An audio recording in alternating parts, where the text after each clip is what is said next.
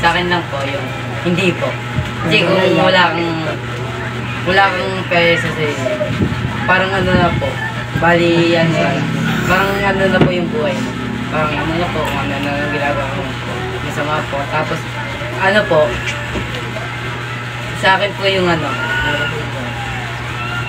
kapag ano po, kapag mag-prepare ka po, hindi po yung ano, na inaano mo lang kasi mag-prepare ka dahil sa ano mo, hindi po dapat yan. Dapat kapag mag-prepare ka po, kung na ano, kailangan mo po dapat unahin ang Panginoon sa pag-prepare. Bago po yung mga pamilya mo, yung mga kaibigan mo, yung mga circle, yung mga may sakit, tapos po yung mga teacher, mga ano po, kapag mag-aaral ka. Ano, ayun po, yun lang po. Tapos sabi ni Angel, talagang pag wala kang prayer life, posibleng lumakas yung faith mo.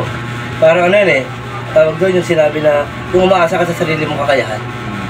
Kung kahit anong galing mo, diba, nagawa ko to kasi matalino ako, magaling ako, hindi. Walang guide, no? Ang tawag doon, kamangmangan, hindi yun, di ba? Kapag nakwento ko sa inyo dati, yung mayaman,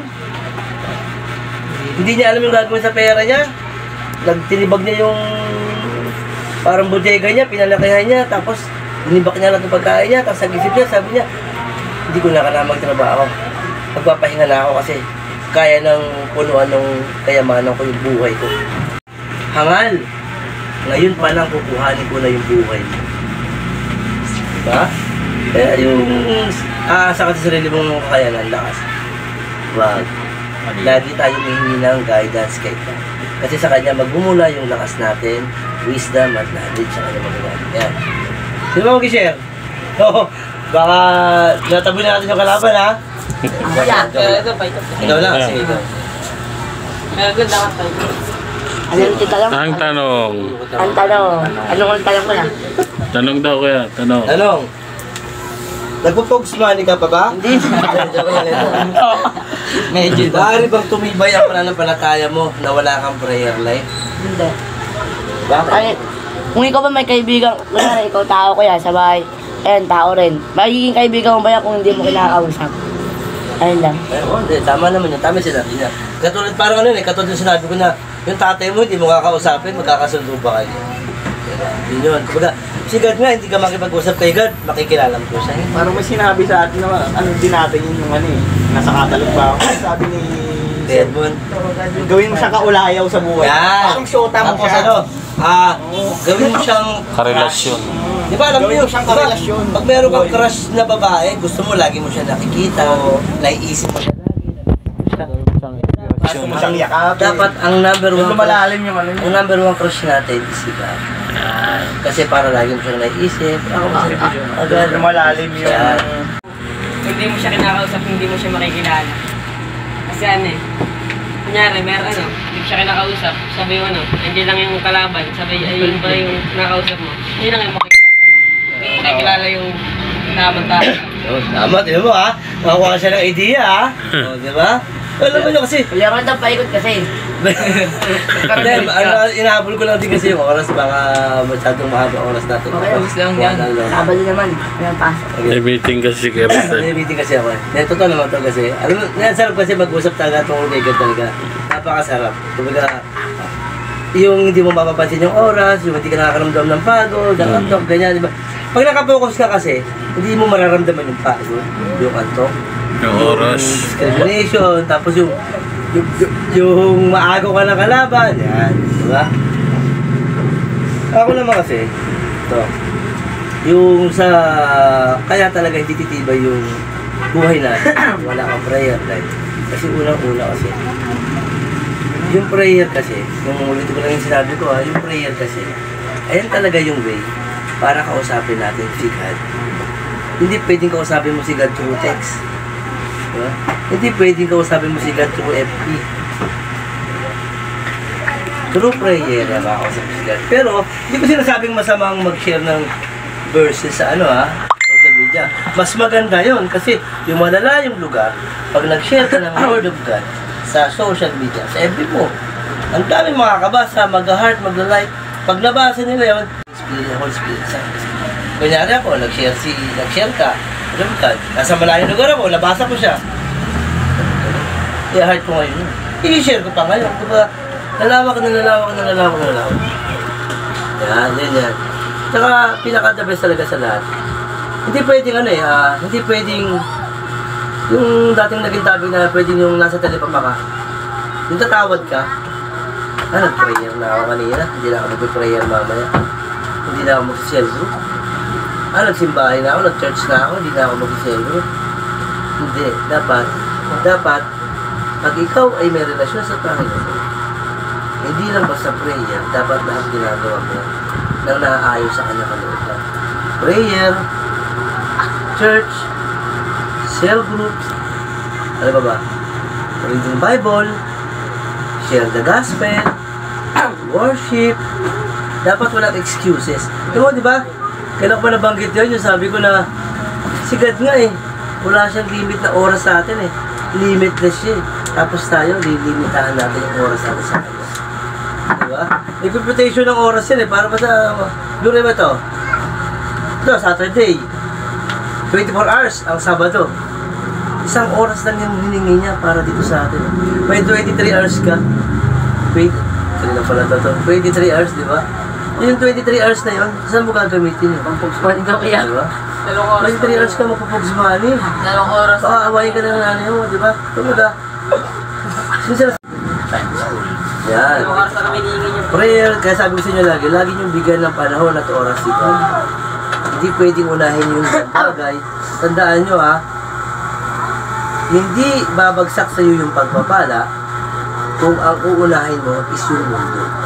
Walang pagpapala sa mundo. Ang pagpapala ay na kay Jesus Christ. Tandaan nyo, ang pagpapala is nandyan lang yan. Kilos ka na lang, gagawa ka na lang na ay sa kanyang kalooban at ibibuhos na sa'yo yung siksik, niligat ng mga katulad. Diba? Number 3. Ang number 3 topic natin ay number 3, it makes your life an intercessor. Ano yung intercessor? Prayer, di ba? Parang yung paano ba nabagit ko na ito kanina? Doon yung pagpipray mo. Kung ikaw yung magiging pagpipray mo yung leader mo, yung pagpipray mo yung pastor mo, yung pagpipray mo yung government. Tandaan nyo ang prayer hindi lang yan basta na ipagpipray mo yung sarili mo. Prayer is magiging intercessor ka, ipagpipray mo yung ibang tao. Kaya nga, share ko lang sa inyo. Di ba, sa CGS kasi, meron kami morning prayer. Alam mo yun, bro Alfred, di ba? Morning prayer, evening prayer. Ang Monday namin, morning prayer, is God. Lahat kami, buong CGS Philippines, nagpiprayer kami, lahat nagpupuri kay God. Tuesday, di ko tanda kung leaders, sunod, government, nation, sunod, church, sunod, family, sunod, personal prayer. Yan. Dibaga, mas powerful kasi yung prayer. Pag-iisa yung prayer. Kunyari, may sakit. Kunyari siya, may sakit siya. May luga. Kunyari na. Gano'n natin. Siyempre, mag-prayer tayo lahat. Hindi pwedeng siya lang yung mag-prayer na, Lord, na may pagkaligyan mo na yun. Siyempre, tulungan niyo ako sa prayer. Hindi mag-prayer tayong lahat ngayon. Yung prayer natin is isa. Pero nakakatawa, pero yun ang totoo kasi. Nagiging powerful. Kasi pag ang prayer kasi is iisa, mas malakas yan. Yes. Napakalakas. Yan, mas malakas ang prayer. Ito yan. Ang tanong. Sa buhong na Hindi, may number 3 tanong. May number 4 po kaya. Wala, number 3 lang. Number 3. Ito, medyo, para sa sarili mo na to, para sa sarili nyo na. Anong level ang prayer life mo? Palagi ba sa sarili o palagi sa kalagayan ng ibang tao? Ulit ko, mas lumababa ko yung tanong. Ano ang prayer level mo? Nagpa-prayer ka ba na para lang sa sarili mo? O nagpa-prayer ka din para sa ibang tao? Sino una? Oo. Kuya. Ano ang prayer level mo? Nagpa-prayer ka lang ba para sa sarili mo? O nagpa-prayer ka para sa ibang tao? Siguro para sa akin yung prayer ko is pangkalahatan. Sa lahat. ikaw, sorry kuya. Ulitin, medyo babawa ko yung tanong, sorry. Paano ka mag-pray? Paano ako mag-pray? Siguro, nagpe-pray ako galing sa puso ko, siyempre, sa isip.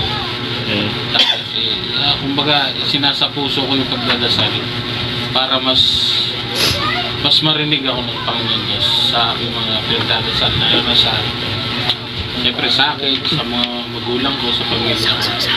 Saka sa lahat ng ino-honor ko, siyempre. Tama yun, sabi ni Kuya Jor, ha? Hindi siya yun, ang gusto niya iparating is bukod sa nagpapalay sa sarili niya, pinagpapalay niya rin yung pamilya niya. Natural, hindi mawawala yun. Diba? Ikaw, Kuya. Kaya paikutin na natin. Ano ulit na? Ayun mo. Paano ka mag-pray? Paano ka na mag-pray? Pangkalatin na ko yan. Natuwa di sabi ni Kuya Roshan. Baka sabihin niya, puro katulad sila. Sabi ni Kuya Jor, ha? Parang naiiyak pa. Sige, hindi kita wala. Sige, go na. Dahil sa puso ko yung sinasabi ko. Kasi, diba, talimutan ko. Hindi tayo na kalaban. Wala ka sa pray. Pag-pray ka namin, ikaw yung may luga. Ikaw na Kuya Kenneth. Sige, ikaw na Kuya Kenneth. Natake rin ng kalat. Siguro sa pang family. Huwag kang tumingin kay Pang family Kuya. lang rin po. May kalaban yan. Pang family. At saka para rin sa siguro sa kaibigan din.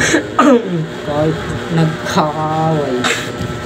Ayun lang. Totoo yun ha, kasi paano yung kaibigan, totoo yun. Kasi yung kaibigan mo, kung alam mo yung kaibigan mo isa papariwara, napapaaway, pag prayer mo yan, hilingin mo sa Panginoon na makuha mo siya, madala mo sa gawain na to. Totoo yun, di ba? Katulad kay Kuya Jared, di ba? Oo. Patuloy tayo nagpipray. Basta tandaan nyo, si Kuya Jared lagi niyang isama sa prayer mo. Kahit wala siya dito, isama siya sa prayer. Ha? Ikaw Kuya Gilbert. Ito mo, bababaan kita by this first. Isa akin lang siguro, no? Ang tanong ko rin pa. Paano ka mag-prayer? Siguro sa sarili akin. o para sa ibang tao? Siguro sa akin, yung prayer ko is pangkalahatan. Pero, binibigay ko lahat sa Panginoon. Hindi lang pangkalahatan para sa salita ako. And, nagpipray ako para hindi lang sa akin. Siyempre, lahat naman tayo gusto natin na na lahat tayo, kumbaga, hindi lang ako, hindi lang ikaw na masagot yung prayer natin. Dapat masagot lahat. And katulad ng sinabi ni Kenneth na na tama yung ipag-pray natin yung kaaway natin o kaibigan natin. Kasi minsan may kaibigan tayo na may galit. Hindi man nila sabihin pero may galit sila sa puso nila. And kasi sigad yung mag-move para ilutin yung puso nun. And parang maganda na itanong din yung naniniwala ka bang masasagot yung prayer mo. And kumbaga yung tanong na yun is para tanong na rin yun sa church yung kung maalala ni Kuya kay Toto na kung maniniwala ka ba sa prayer mo na masasagot or matutupad is nakadepende kung gaano ka kalayo o kung gaano ka kalapit sa Panginoon. Kasi yung prayer, kumbaga, ito example ko na lang na sabi rin sa church namin na yung prayer is pakikipag-usap sa Panginoon. Kumbaga, ikaw ba, ako, kinakausap ko si Ate Ani, pero malayo siya. Sa tingin niyo ba maiintindihan niya or malalaman niya kung ano ba yung sinasabi ko sa kanya? Ganun din sa prayer. Kung gusto natin matupad yung prayer natin, lumapit tayo sa Panginoon. Kasi paano tayo maririnig ng Panginoon kung malayo tayo sa Panginoon? And kumbaga, dapat always connected tayo sa Panginoon. Katulad ng yung topic na wifi na dapat kumonek tayo sa Panginoon. Hindi sa mundong to. Kasi sabi nga ni Kuya Roldan, hindi itong mundo yung nagbibigay ng gantimpala, kundi yung Panginoon. Kaya doon dapat tayo mag-pray. And dapat maniwala tayo na matutupad yung prayer natin, lalo na pag malapit tayo sa Kanya. And once na gusto nating mapalapit sa Kanya, isalita niya, lagi natin siyang isip sa yung karyan niya. Yun lang. Yung maganda sinabi ko kay Gilbert, yung palapitin mo pa yung sarili mo sa Panginoon. Kasi totoo naman yun eh. Kung nagpiprayer ka, parang wala lang. Diba? Ganito pinang-ganyan. Amen. Diba? Dapat, pag nag-prayer ka, sabi ni Kuya Gilbert, ilapit mo yung sarili mo kay God. Diba? ba? I-connect mo yung sarili mo sa Kanya. Kasi hindi pwedeng ano eh, yung katulad sabi niya malayo. Andun ka, dito ako eh. Magsalita ako, maintindihan mo ba ako? Hindi. Di ba? Pero pag ako lumapit sa'yo, magkakaintindihan tayo. Parang ganun kay God. Kung malayo yung puso mo kay God, hindi ka niya maintindihan. Kumbaga, iisipin mo, hindi dinidinig yung prayer ko. Alam mo kung bakit? Kasi malayo ka sa Kanya. Yan. Ikaw kay Alfred? Bro, sa totoo lang sa sarili ko. Dati, nananalangin ako para sa iba, pero itong mga huli sa sarili ko. Sabi ko nga kanina, bago ako umalis ng bahay, pagbabiyahe na, yung dasal ko para sa sarili ko na hindi ako sira ng motor, na hindi ako maka-aksidente, na paldo-paldo yung kita. Pero since na-open to, ibabalik ko yung yung ginagawa ko dati na. Hindi lang sarili yung dasal. Pa rin din sa iba. Lalo na, siyempre, wala naman sa ating gusto na may mangyaring masama sa mga pamilya natin, magulang, kapatid, alagang hayop. Kaya simula, pagkatapos na ito, yung dasal ko rin sa iba. Additional pa. Ang para sa akin naman, sa may prayer is no limit. Walang walang limitasyon. Ang kailangan mo lang, karagdagan sa sinabi ni Kuya, di ba yung sabi niya wifi, kailangan mo makipag-connect sa kanya connection, makipag-isa ka sa kanya. Na sana gabayan ka ng Holy Spirit sa lahat ng gagawin mo, sa lahat ng ipapanalangin mo, kasunod nun, yung ibang tao na Di ba sarili mo muna? Pero unahin natin siya, pakulit mo siya sa prayer mo, makipag-connecta ka sa kanya, connection. Na sana gabayan ka, di ba? Bago natin dalangin yung ibang tao. Di ba? Mas powerful yun para sa akin, Kuya. Kasi nakikipag-isa ka sa kanya, napupuspos ka ni Papa Jesus kasi nakikipag-isa ka sa panalangin niya sa panalangin mo yung Holy Spirit talagang nasa iyo. Tapos idadalangin mo yung mga taong nakapaligid sa'yo. Diba? Mas nagiging powerful yun kasi nakikipag-isa ka sa kanya. Dugtong ko lang sinabi mo, Bro Alfred sinabi mo kasi kanina, noon nag-prayer ka ng ibang tao, ngayon sarili mo na lang. Pero based sa sinabi mo kanina, hindi ako naniniwala na hindi ka nag-pray sa ibang tao. Alam mo kung bakit? Sabi mo, ang prayer mo, sana hindi ako makabangga. Ang prayer ng ibang tao yun. Kasi, pero mo pinag-pray mo yung ibang tao na huwag mo silang mabangga. Yan ang tatanda ko. Di ba? Doon pa lang, di ba? Kaya huwag mong isipin, bro, na na hindi mo na pag-pray yung ibang tao. Yan. Siyempre, nandun na tayo yung dapat, yung pamilya, church, pastor, kahit yung Pilipinas, bansa natin, yung mga presidente, konsyal, lahat ang dapat pinapanalangin natin yung mga yan. Nahihipuin nila at ang puso nila at isipan para magawa nila ang kanilang tungkulin at pagpalain sila para maging pagpapala sila sa kanilang mga nasasakupan. Ikaw, Kuya. Ulit niyo ko, pagdasal ka uli namin. Kasi nila rin. Tanong, paano ka mag-pray? Para sarili o para din sa iba? Para po, nag-pray po ako para sa may mga nangangailangan. Tapos po sa mga pansarili. Kasi po kung hindi po pag-pray yung mga nangangailangan, mas lalo po silang higipit sa sarili. At kung ano rin po pag-pray yung hindi ka po marinig sa mga lagi ka po atakihin ng kalaban. Yun, gusto ko yung sinabi ni paano nga pala? Kuya John Mark, yung sabi niya na yung kapag yung may problema yung kakikapwa mo, di ba? Di ba? Ang laking bagay nun. Lord, bigyan niyo po si paano ito? Rafael. Lord, bigyan niyo po ng kalakasan si Kuya Rafael para malabanan niya yung tukso. Malabanan niya yung kalaban. Ang laking nun ang laking impact no? Kasi kunyari ako, may problema ako, tapos halika kaibigan, pag-pray kita. Blessing yun, napalaking bagay nun. Wala yung galit ko. Lalo lang pag may galit yung Ako, share ko lang sa inyo kasi kami, pag may meron kami meet sa trabaho ko, pag meron kami every morning natin, may meeting huddle meeting. Sigaw yung manager namin. Ako, chill lang ako. Pagtapos ng huddle meeting, lalapit sa akin yung mga tao. Siya, ba't gano'n siya? So, ano? Lang yan, nagmumura pa. PI eh. Dami pa nagagalit eh. Alam mo, sagot ko lang. relax lang kayo. Pag-pray na lang natin siya. Tsaka unang-una, siya magdadala nun kung maghapon, hindi tayo. Yan. Explain mo lang sa kanila, ganun kasimple lang. Kaya dyan pumapasok yung sinasabing Ako, mahalin mo ang iyong kaaway. Ang yan, hingit yan, sa yan. iyong Siya sarili. sinasabi, ano ha? Love your enemy. Diba? Diba, ikaw? Ano nga rin po. Dahil po sa ano eh, yung sa minsan everyday. Ay yung minsan po kasi, yung lahat po ng tao dito sa mundo, pinag-pray ko po na sana po wala nang mamatay para wala na pong malukot and makasama nila yung taong mahal nila sa buhay. Pero nung na-realize ko po na pag natapos na yung mission natin dito ang mga tao, kukunin tayo nila. Kahit gaano pa daw ba, taong natapos na natin yung mission. Plus yung sa akin naman po ngayon, yung mga gusto ko, yung mga ones ko, mga needs ko, pinipray ko po kay God. Tsaka yung mga kasalanan ko po. Ito yung sabi ni, ano? Kuya Frank. Parang, alam nga, i-elaborate ko lang ha. Magkaiba kasi yung wants sa needs.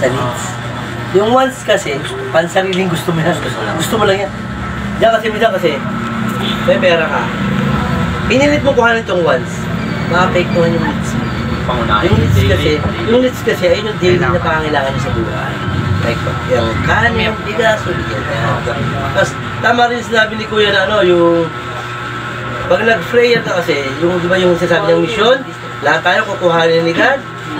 Kasi pag yung sabi nga, di ba, pag nakalat na sa daigdigan yung kanyang salita, di ba? Kukuhanin niya tayo lahat, nandun yung buhay na walang hanggan, wala nang kapigatian. Share ko lang ulit sa inyo ha. Ano lang to siguro ano ko nakwento ko sa inyo kay Bebe. Patay na yung misis ko, wala na siya, nakaganda siya, binali ko siya. Hapon natulog dito. Kasi si misis ko nagaganto na rin dito. Ngayon, gumising yung kapatid kong babae. Hapon, mga alas 2, alas 3. Natutulog sa taas nanay ko, tsaka yung kapatid kong babae. Pagbangon ng kapatid ko, nakita niya yung asawa ko, nakaganyan kay nanay. Ito, hindi ko na po. Sabi niya, ate girl, totoo ba to? Nakikita ba kita? Yung una nga, parang ayoko din maniwala. Pero doon sa kwento ng kapatid ko, talagang ano, iba eh. Sabi niya, oo be, totoo to, nakikita mo. Sabi niya, totoo to, nakikita mo. Tapos sabi ng kapatid ko, ate girl, kamusta ka na? Wala nang hirap, walang sakit. Yan ang sabi niya, walang hirap, walang sakit. Tapos biglang,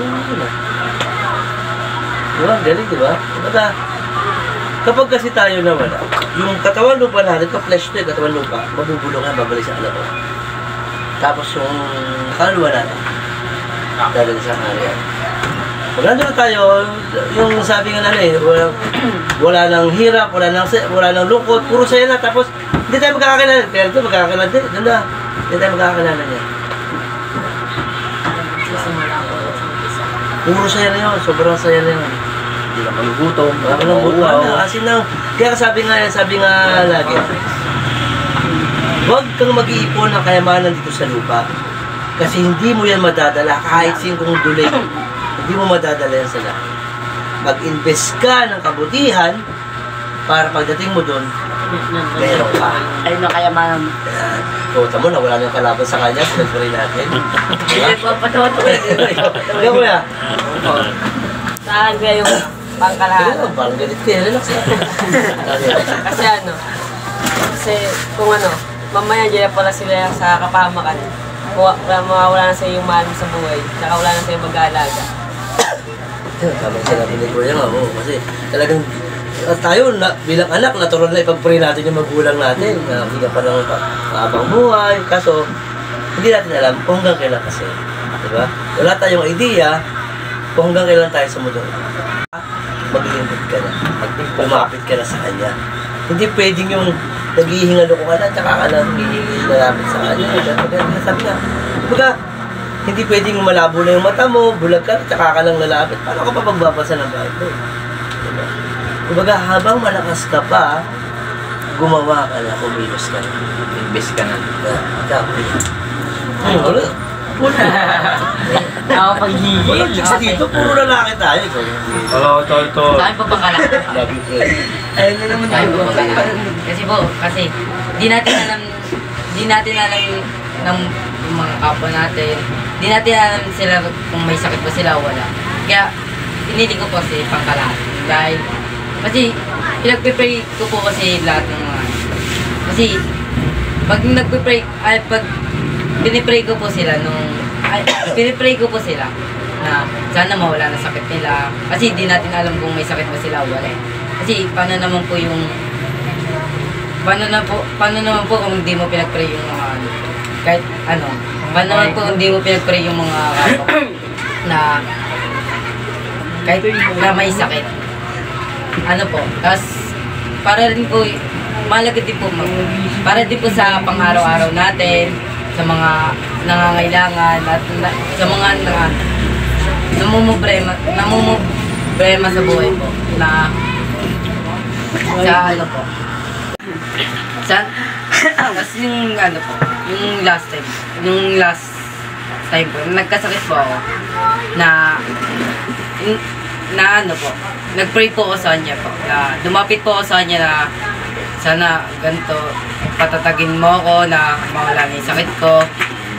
Ano po, tapos yung pangalawang araw po, medyo gumaling na po ako, na nakakapasok na ako sa school, na nakakaano po, tapos yung ano po, yung hindi po ako na ano po, pag tinatawag po ako sa school na pag mag-recitation po, hindi po ako nakakasagot. Pinag-pray ko din po yun kay God. Napatatagin niya ako na, ano, yun po, yung tinatawag na po ako ng favorite ako na teacher, na nakasagot po ako, na ayun po, nagka-chips, yun, tapos padami na po yung chips ko na sa mga teacher na binibigay po sa akin, yun lang po. Ganun, di ba? Diba, malaking bagay yun na yung mag-pray ka bilang, di ba, nakamit mo ka na bilang estudyante ka. Lagi mong ipag-pray, basta bago ka pa pumasok ng klase, pag-pray mo na, Lord, bigyan na gamayan niyo ako sa aking pagpapasok sa school ngayon. Hindi ka sa kanya, hindi maramot ang Diyos, basta lumapit ka lang sa kanya. Diba? Jordan, ako ulit. Teka lang, relax ka lang, sabi ko sa'yo eh. Hindi ka wala lang sa'yo yung kalaban. Ireto mo Kapatid na mamaya, ano na naman yung alam. Tanong daw, tanong. Ang tanong. 50 chips. Yun nga, yung pag-pray natin, no limit. Kasi unlimited siya. Ang kailangan lang natin, araw-araw tayo maipag-isa sa Kanya, manalangin tayo. Kahit nasang sulok man tayo ng lugar na to, sa sulok ng mundo ka man naroon, lagi mo lang itaas sa Kanya yung mga kailangan mo, papurihan mo siya, at panalangin mo yung mga tao. Yun lang, kasi hindi naman siya madamot sa atin eh. Ang kailangan lang natin karunungan para sa Kanya, para magkaroon tayo ng gabay, para magkaroon tayo ng gabay na may maihatak tayo papunta sa kalangitan niya, sa kaharian niya, na ibang taong nangangailangan ng gabay na hindi natatamasa ng tao na yun. Kaya para sa akin, ang panalangin is very powerful. Diba? So, basta lagi nyo tatandaan mga kuya, prayer ay gawin natin lifestyle. Yan, hobby. Pag-gising, bago kumain, bago maligo, bago matulog, kung ano man. Sa lahat ng aspeto ng buhay mo, itaas mo lang. Lagi mong itaas sa Panginoon. Huwag mong unahin yung kahit anong bagay. Ha? Napakahalaga ng prayer. Ikaw, ano mo, mamaya, ikaw mag-pray namin, sige. Bakit na yung ano yung pangkalahatan? Sige, ikaw, bakit? Sige. Kasi COVID-19 ka, nag-pray ako eh. Sana nagka-COVID-19. Kasi mo kasi, kinakain mo yung baba mo kamay mo. Ano yun? Kanya. Sige, Nagka-COVID-19. Gusto, pinag-pray ko po yun na sana mawala na po yun. Kasi gusto ko na po lumabas eh. At sana, pinag-pray ko rin po yung mga kapitbahay ko na mawala ng COVID-19. Ayun lang po. Alam mo, gusto ko sinabi niya, pinag-prayer niya yung mga Kapitbahay namin. Oo, walang COVID. Pero sa kabilang banda, meron kang personal na gusto kung bago wala mo yun. Pero, Makapag-smiley ka. Hindi mo napansin, sinubog niya, di ba? Oo. Nakakalaro ka na. Nakakalaro ka na ngayon. Diba? May COVID man, di ba? Kumbaga, hindi lang ikaw yung nanalangin yan. Marami tayong nanalangin yan. Kaya tignan mo, malaya tayo. Gilbert, may datinig ka ba? Siguro sa akin na lang i-ano ko lang, i-highlight ko na lang na hindi masama yung na ipag-pray natin yung sarili natin. Kasi nakasaad din sa Bible na ano ba mas nauna? Di ba mas naunang sinabi na mahalin mo yung sarili mo kaysa sa mahalin mo ang kapwa mo kaysa sa sarili mo. Kaya hindi masama yung pag-pray sa sarili. Kasi kumbaga ulit-ulit ko sasabihin na yung spiritual na buhay is individual. Pwede mo siya ipag-pray, pero wag mo kakalimutan yung sarili mo. Kasi individual yung spiritual. And lagi nating sasabi ni Kuya Toto kanina sa pinakauna ng yung pag nagpe-pray tayo sa kanya is lubos-lubosin na natin. Kasi Diyos siya. Pero mas i-accurate natin yung sagot na yun na kung ganun pa rin naman na kung magpe-pray tayo sa Panginoon, kung manghingi tayo ng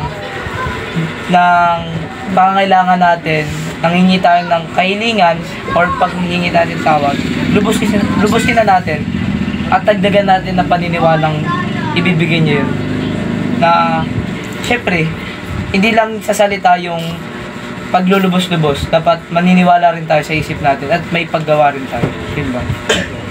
Ayan. Kasi ito naman yun. Kasi nga, unang-una kasi diba, yung sa purpose nga, ang purpose kasi, loving God, Just loving people. Yeah. Vision is winning soul, secret making disciple. Diba? Pundisal ka na namin? Ano? Yung conclusion, basahin mo ng conclusion. Conclusion. Prayer is the only way to express your inner feelings to the most powerful God. Diba? Hindi pwede kasi hindi ka baga paano ka maririnig ng God kung hindi ka nagpi-prayer. Yung prayer, yung way, para makausap ka, makausap mo si God. You gain more strength from above and courage in facing different problems of life because you rely everything on it. Kasi sabi ko ba, yung sinasabi ko kanina, pag may problema ka, Lord, patibahin niyo pa ako, tatagin niyo pa ako para malampas ako itong pagsubok na ito. Hindi pwedeng, Lord, alisin niyo yung pagsubok na ito, ayoko nito. Lord, alisin niyo sa akin, ayoko nito. Lord, Lagpasan ko sa para malagpasan ko yung lahat ng ito. pagsubok na Lord, darating. patibahin niyo pa ako. Yeah. Diba? Alam nyo kasi yung pagsubok, yan yung nagpapatibay sa atin. Natututo tayo. Yeah. Kasi kung walang pagsubok, di tayo matututo. So, yan. Tsaka yan din yung nagpapatibay sa pananampalataya ng tao. Kasi, yung pagsubok kasi ano yun pag nalampasan mo yan, ang tibay mo na. Napakatibay mo na. Alam mo na yung gagawin sa susunod. Ako, sample ko lang din yung sa akin sa misis ko. Hindi ko pa siya tinitirit na malaking pagsubok Alam mo bakit? Yung kay Hub pa lang Halos lahat. Napakabigat ng naranasan ni Hub. Nalubos lahat. Nagkasakit pa siya. Supain mo na yung Diyos mo sa lahat ng nagagawa sa'yo. Di ba? Pati yung mga kaibigan niya. Di ba? Nagbalat-balat na, nagkakayeto ko na siya. Pero sa kabilang banda, nanatili siya sa Panginoon, sa pananalangin, di ba? Prayer pa rin siya, di ba? Ano nangyari? Binalik sa kanya, siksik-lik na tumakapon. Diba? Yan, ganun kapower mo ng prayer. Ano? Kasi prayer? Yes! Kasi prayer tayo si Kuya Jeff. Kasi ito, ginagawa ko kasi, para masali silang mag-prayer kasi.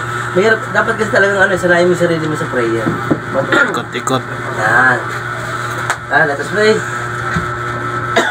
Yes, Father God in heaven. Lord, maraming sabag sa araw na ito, Panginoon, na yung salita ng Panginoon na aming pinagbubali-balay, Panginoon, na nakarating kami na dito dito, Panginoon. Panginoon, pinagpe-pray ko din po si Jared, Panginoon, na gabayan mo pa lagi siya, Panginoon, na hindi siya makagawa ng kasalanan, Panginoon.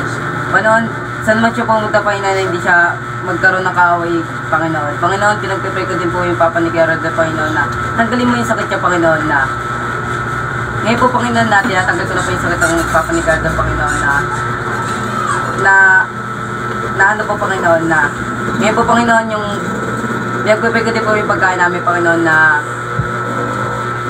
yung nanggagaling sa Panginoon na hindi sa galing, di ba Panginoon, sa mismo po nanggagaling po na Panginoon, nagpapray ko din po para sige, yung mga leaders Panginoon na patuloy mo lang sila gamitin Panginoon na magturo ng mga ibang bata. Sa araw na ito Panginoon na tinatawas ko po yung pangalan sa Panginoon Jesus. Amen. Oh, pinag-prayer mo yung food. Sa paano mo nalaman may food? Wala naman eh. Nakadali na siya.